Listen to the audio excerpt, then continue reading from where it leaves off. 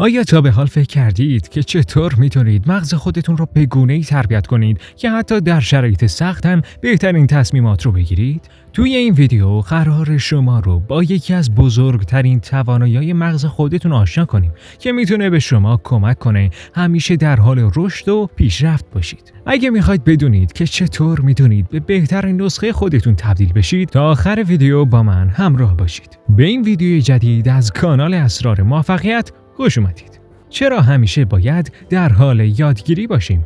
رشد فردی یکی از مهمترین فرایندهای زندگی هر انسانه. این رشد نه تنها به معنای افزایش دانش و توانایی‌های ذهنیه، بلکه به معنی تغییر و تحول توی رفتار، احساسات و هویت فردی هم میتونه باشه. رشد فردی یه فرایند مادام العمره که در طول زندگی ادامه داره و به مرور زمان باعث تغییرات مثبتی توی شخصیت، روابط و حتی سلامت روانی میشه. اگرچه خیلی از ماها به این فرایند به عنوان یه تلاش برای خودسازی نگاه میکنیم، اما در حقیقت رشد فردی به مغز و نحوه عملکرد اون در پاسخ به تجربیات زندگی وابسته است. بهتر اینم بگم که روحتون رو فراموش نکنید. نوروپلاستیسیته، مغز چطوری خودش رو میسازه؟ شاید شما هم شنیده باشید که مغز انسان به توانایی شگفت‌انگیزی برای انطباق با شرایط مختلف و تغییرات محیطی معروفه. این توانایی که به اون نوروپلاستیسیته میگیم به این معناست که مغز میتونه در پاسخ به تجربیات جدید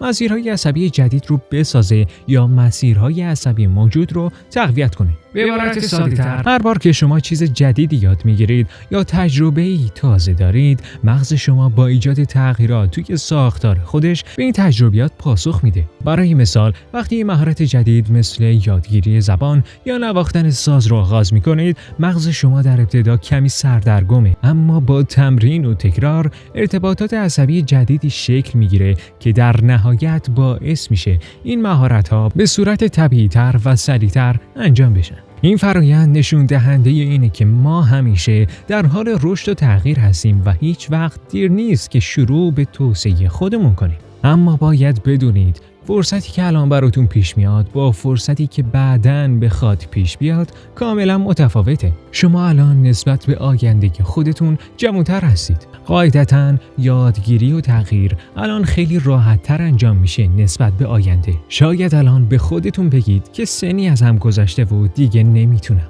باید بهت بگم که این یکی از تله‌های شیطانه.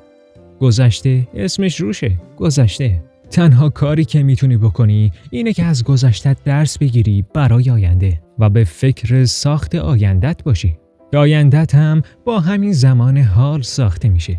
این حالو نچسبی گذشته میشه. جنبه‌های مختلف رشد فردی، از شناخت تا احساسات و روابط اجتماعی.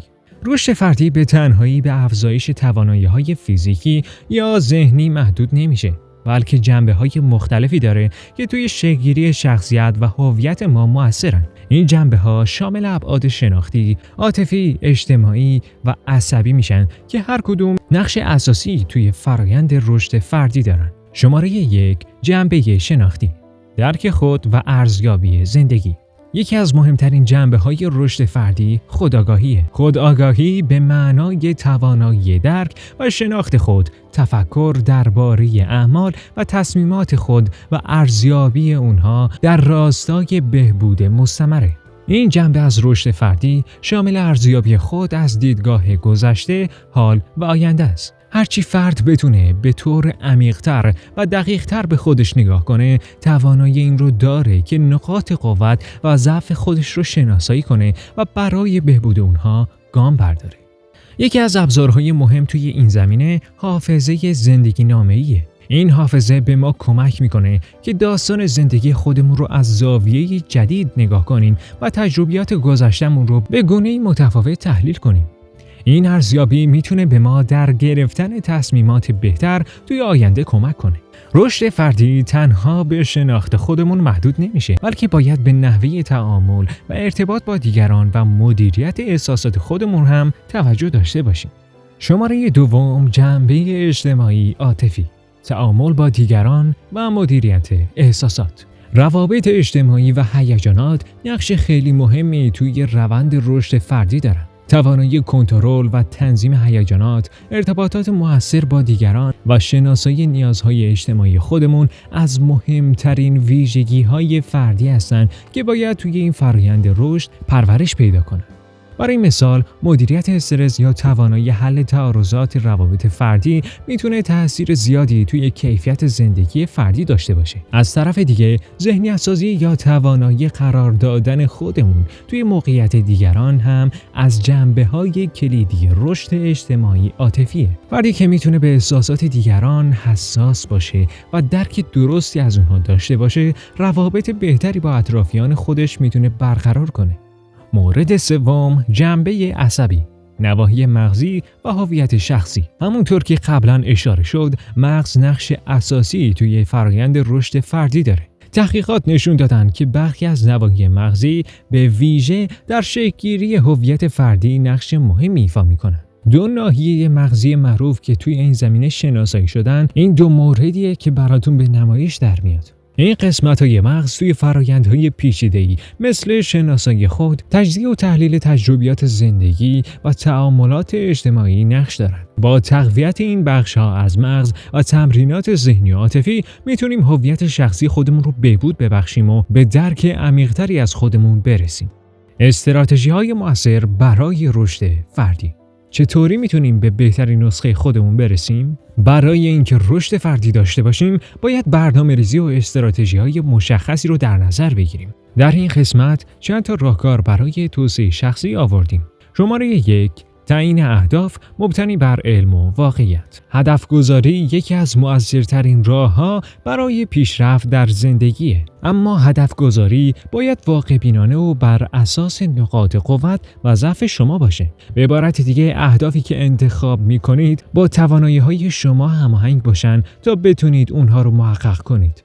این اهداف باید قابل اندازه‌گیری و قابل دستیابی باشند تا بتونید موفقیت خودتون رو ارزیابی کنید. وقتی به هدف اول رسیدید، یه مقداری هدف دومتون رو بزرگتر کنید. بهتره بگم هدف اصلی رو به اهداف کوچکتر تقسیم کنید و برای رسیدن بهشون قدم بردارید تا به هدف اصلی نزدیکتر بشید. شماره 2، استفاده از نقاط قوت شخصی. هر فرد دارای مجموعه‌ای از نقاط قوت و ویژگی‌های منحصر به فرده. این ویژگی‌ها میتونن توی حوزه‌های مختلف زندگی مثل حرفه، روابط اجتماعی یا حتی تفریحات شخصی مورد استفاده قرار بگیرن. وقتی بتونید از نقاط قوت خودتون به درستی استفاده کنید و اونها رو ارتقا بدید، نه تنها احساس موفقیت بیشتری می‌کنید، بلکه رشد فردی شما هم سریعتر پیش میره. مورد 3، روش علمی برای طراحی اهداف زندگی. بهترین روش برای رسیدن به اهداف زندگی استفاده از روش‌های علمی و رویکردهای مستنده. برای مثال، میتونید از تکنیک‌های علمی مثل تحلیل سوات یا همون بررسی نقاط قوت، ضعف، فرصت‌ها و تهدیدها برای تعیین اهداف خودتون استفاده کنید. این رویکرد به شما کمک میکنه تا به صورت منطقی و علمی مسیرهای مختلف رو بررسی کنید و هدف گذاری خودتون رو انجام بدید. شاید دقیقاً ندونید تکنیک سوات چیه و چطوری میشه ازش برای رشد شخصی و رسیدن به موفقیت استفاده کرد. به همین دلیل یه ویدیو بهش اختصاص دادیم تا بهتر در موردش صحبت کنیم. برای دیدن این ویدیو روی صفحه‌ای که این بالا براتون به نمایش در میاد کلیک کنید. و حالا بخش جذاب جمع‌بندی. رشد فردی به عنوان یک سفر مادام العمر.